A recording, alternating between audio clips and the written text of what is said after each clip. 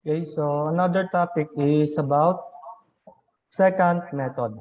Okay, so ano ba itong second method na to? Okay, so a potential problem in implementing the Newton-Raphson method is the evaluation of the derivative. Okay, di ba sa Newton-Raphson meron tayo dong f of prime. Okay, so doon kinukuha natin yung first derivative ng function natin. Okay, so although this is not inconvenient for polynomials and many other functions, there are certain functions whose derivatives may be extremely difficult or inconvenient to evaluate. Okay? So, di ba may mga functions na sobrang hirap i-derivative. Okay? So, possible tumagal pa yung ating pagkukompute doon. Okay? So, another method na pwede nating maging alternative is ito nga. Okay? Which is the second method. Okay? So, for these cases, the derivative can be approximated by a backward finite divided difference. Okay? So, our formula, okay, for this method is to calculate for x2, okay? Ito x2 is our roots, okay? So, we have x1 minus f of x1 multiplied by x0 minus x1 all over f of x0 minus f of x1. Okay, so kung tutuusin, katulad lang to nung sa Newton-Raphson, okay? So dito, kinuha lang natin yung yung difference ng f of x0, f of x1, tsaka yung x0 minus x1. Kasi kung matatandaan natin, di ba, pag derivative, it is change of a certain value. Okay, di ba, delta x. Okay, so ibig sabihin, x2 minus x1 or x1 minus x0. Okay, so again, ito lang yung ating gagamitin formula dito sa second method. So napakabilis lang tandaan kung tutuusin. So dito, patandaan ko kasi dito, x0 minus x1. So dito sa ilalim, yung function. Okay, f of x0 minus f of x1. Okay? So yan. So try to example. So use the second method to estimate the root of f of x equals to e raised to negative x minus x. Okay? So with the initial estimates of x0 equals to 0 and x1 equals to 1. Okay? So dito sa second method, meron din tayong mga initial values. Okay? So magseset tayo dito ng mga initial values. So, sa pagkakalculate naman, almost direct substitution lang. Okay, ang gagawin natin dito. Okay, so kung nag-set tayo dito ng value of x sub 0, tsaka x sub 1, so substitute nyo lang doon sa ating function. Okay, then kunin natin yung x2. Okay, kasi kapag nakuha na natin yung x2, yung ating x1 mapapapunta sa x0, yung x2 mapapapunta sa x1. And tuloy-tuloy lang yung ganong procedure hanggang makuha natin yung terminating condition. Again, terminating condition nakadepende sa problem. Okay, kung ano yung ibibigay nila. Pero yung sa pag-calculate naman, so mabilis lang. Okay, direct substitution, then ilagay natin sa formula. Okay, so try natin to.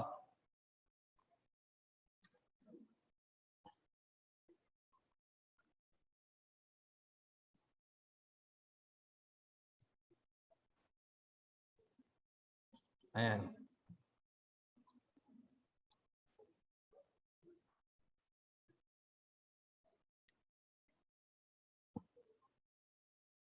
Yan, so naglagay din tayo ng calcu. Yan. So our function is e raised to negative x minus x. Okay? So kung kukunin natin yung true value, so itong f of x, equate nyo lang sa 0. Okay? So to get the true value, so we have, okay? So we have 0, e raised to negative x minus x. Okay? So ito yung isang advantage. Okay? So wala tayo gagamitin na derivative. So 0.56714. 0.56, sorry, 56 ba? 0.56714.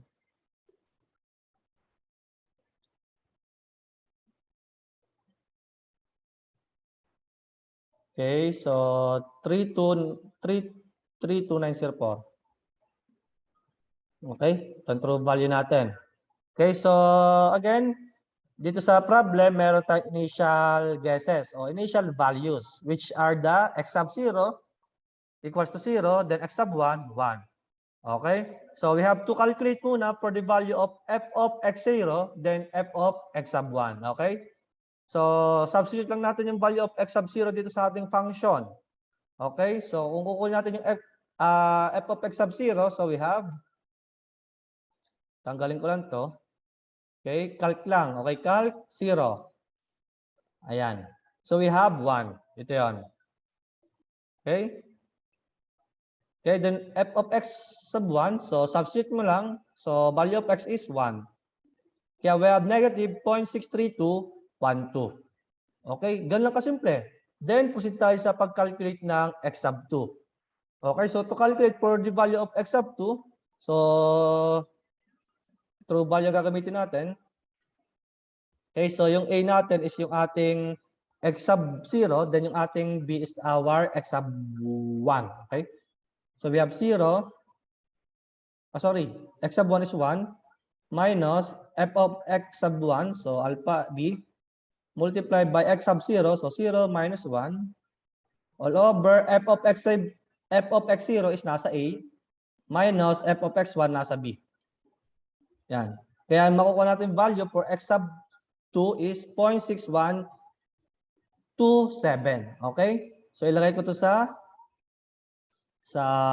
B. Tama ba? Sa B. Okay. Ilagay ko muna sa B. Ayan. Okay, nasa B yung ating x sub 2. Okay, ang mangyayari dito para sa susunod na iteration, yung x sub 2 magiging x sub 1. Okay, ganun lang. Yung x sub 1 magiging x sub 0. Ganun lang kasimple. Okay, para sa mga susunod na iteration. Okay, so kunin natin yung value of x sub 0. Okay, yung x sub 0 naman natin, makukuha naman natin dito sa x sub 1. Okay, kaya ito parang na-transfer lang talaga. Kaya itong x sub 1 mapapapunta sa f of x sub 0. Kaya dito, ang kukumpitin na lang natin talaga is yung f of x sub 1. Okay, compute natin. Calc lang natin. Okay, so calc. Okay, so yung x sub 1 ko nandito sa B. Okay, yan. So kaya magiging x sub 1 natin is negative 0.708. Ito yan.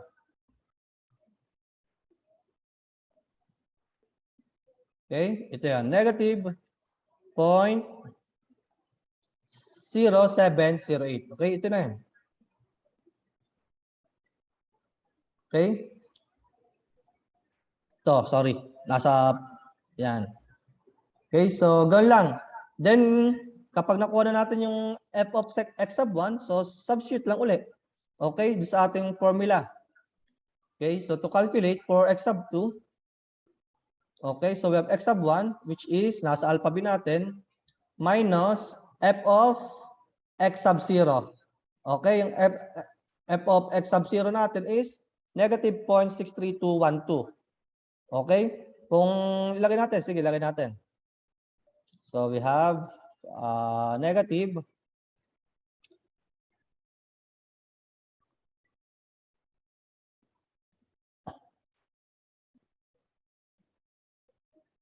0.07081 multiplied by x sub 0, 1 minus x sub 1. So we have 0.61270 all over f of x sub 0. So negative 0.63212. Okay, minus f of x sub 1. So we have negative 0.07081. Okay, so we have 0.53634. Ito yung ating x sub 2. Okay, ganun kasimple. Again, kapag hindi pa natin nakuha yung terminating condition, yung x sub 1 magiging x sub 0. Yung x sub 2 magiging x sub 1. Okay, itong f of x sub 1, ganun din. Okay, magiging f of x sub 0. Okay, then calculate natin yung f of x sub 1. Okay? So itong true error natin, mamaya natin kumpitin ha, para isang diretso lang tayo doon. Okay? Okay, so substitute natin yung f of x sub 1 which is negative 0.07081. Okay? Kaya we have 1 point, sorry.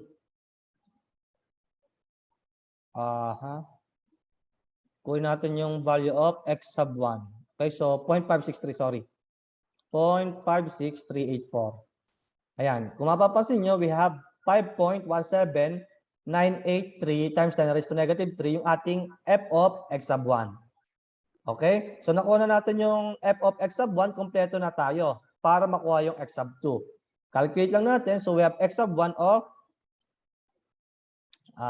0.56384 minus f of x sub 1.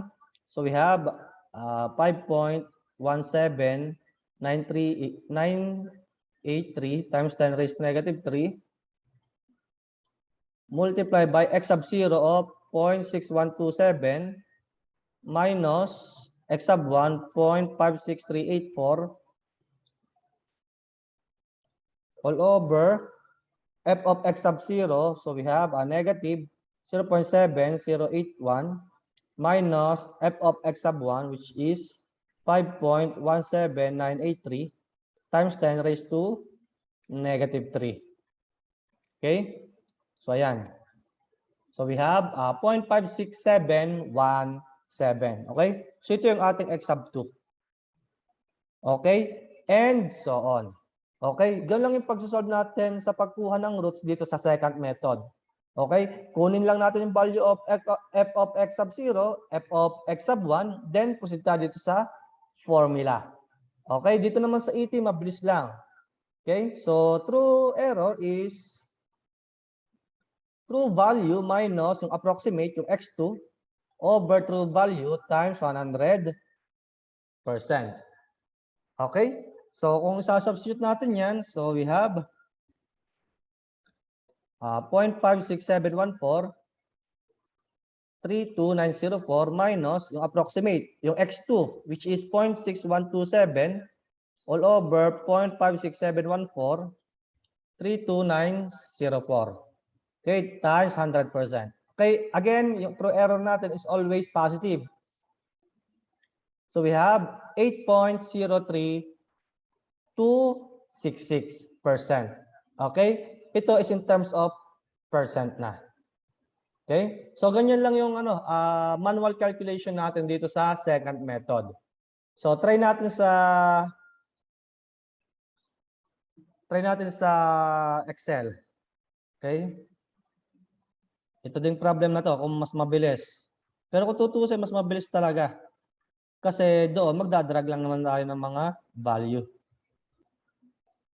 Okay, try natin sa Excel. Kung natin problem.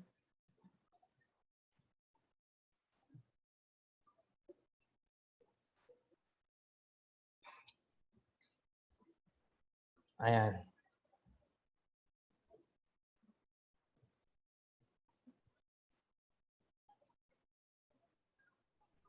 Ilagay natin ay x sub 0, x1, x2, f of x sub 0, then f of x1, then yung ating ET in terms of percent. Okay, so again, initial value natin is 0 and 1. Okay?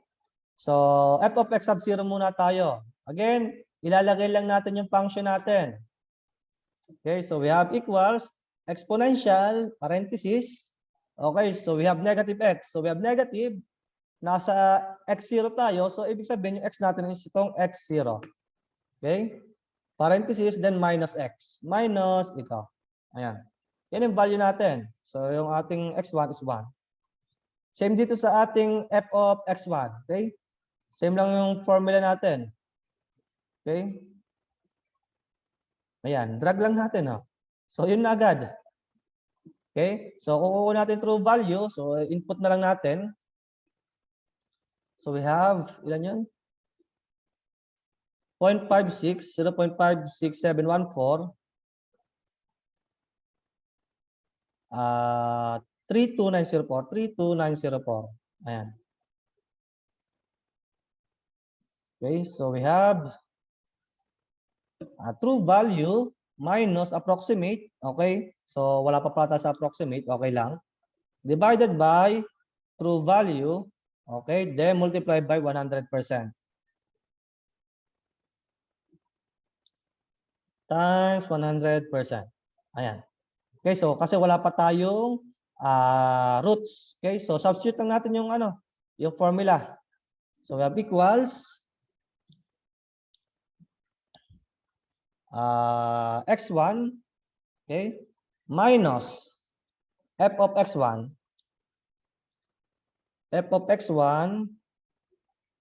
to multiply by x sub 0 minus x1, okay, all over. So ibig sabihin ito na naka-parenthesis divided by, ayan. Okay, so we have f of x sub 0. F of x sub 0. So ito is F26 minus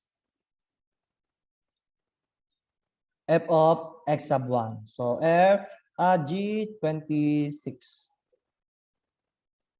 Yan, ayan. So kung mapapansin nyo, nakuha nating x2 is 0.612699. Okay? So dito may negative ano pa tayo? Negative error. Okay? So gawin nating absolute. Ayan. Ayan. So kung gagawin din natin mga 6 decimal places, so round. Okay? Then, comma, 6. Para,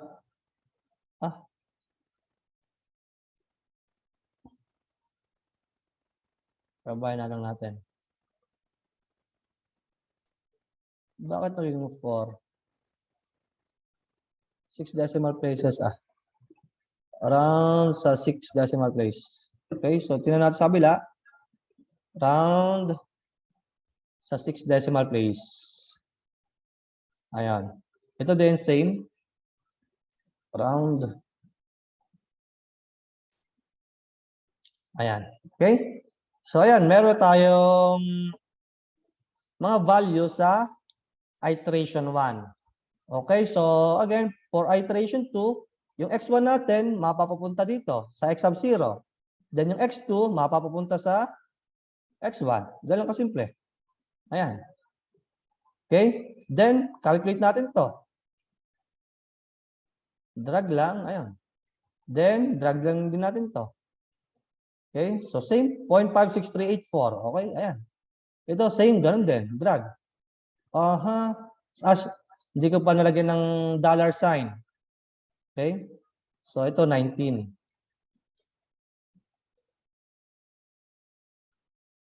Okay, so para hindi gumalaw, dollar sign lang. Ayan. Yon. So we have 0.58244. Okay? Kaya sa susunod, drag lang natin to. Then pababa. Ayan. Okay? Ba? Tama ba? 0.56717. Okay? So dito, f of x sub 1 natin is nag-0 na. Okay? So ibig sabihin, possible, dito sa ET natin, hindi na siya nagbabago. Okay? So itong ating iteration number 5, ang magiging last iteration natin for this problem. Okay? Kasi dito, yung ating mga value, okay, so hindi na siya naggagalaw. O kaya yung f of x sub 0, sobrang bababa na. Okay? So ibig sabihin, nandito na din yung ating true value. Okay? Kung mapapansin nyo, yung ating x sub 2, 0.567143, which is our true value. Sinet kasi natin to as 6 decimal places kasi kaya mangyayari itong ating ET is ma-undefined. Okay? So ayan. So ganoon lang naman pag-solve dito sa second method. Okay? So substitute lang the values of initial guesses sa ating function, then proceed kayo agad sa ating formula. Okay? So yun lang yung yun lang yung procedure sa pag-calculate using second method.